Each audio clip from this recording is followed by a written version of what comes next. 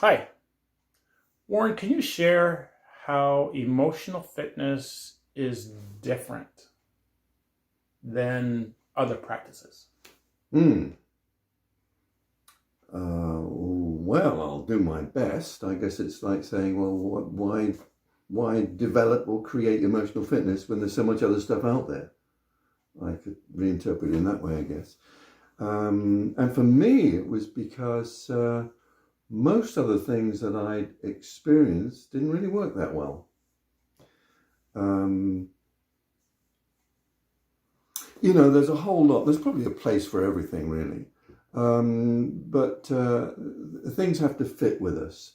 For me, I found that professionals with whom I worked, who were offering me their services when I was in my mid-30s, I guess, mid-30s to mid-40s, by and large, seemed to come from this assumption that there was something wrong with me that needed to be fixed, rather than what's right with me that I can bring out.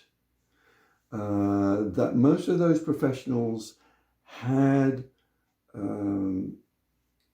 the processes that they needed to put into being that came from their own many years of study that were all about interpreting who I was.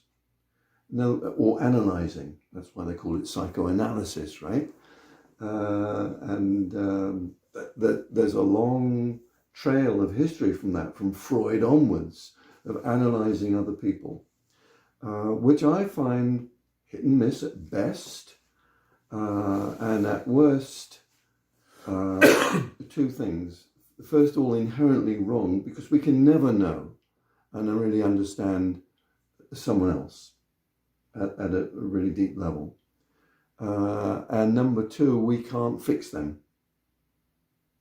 What we can do, and what I began to appreciate when I started to meet some people who really knew how to do this, and I mentioned Heimler as the key person who was in all that, was when people began to really listen, and more importantly, help me listen to and hear myself, which sounds really easy, and yet it's an incredibly rare thing that happens. You and I both shared we were in our 40s before anyone did that to us, right?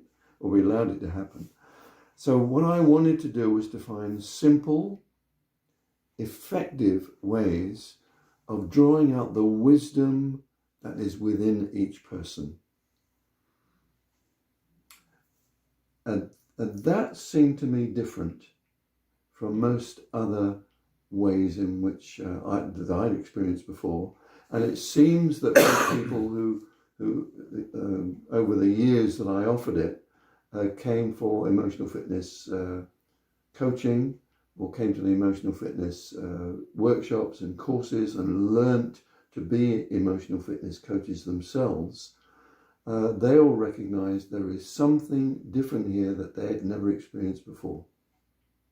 Not easy to put their fingers on it until they recognize for the first time often they were really hearing themselves and being able to answer for themselves the question, who am I? And even more crucial, being authentic to who they were. If that's different, then that's what it is. Yeah.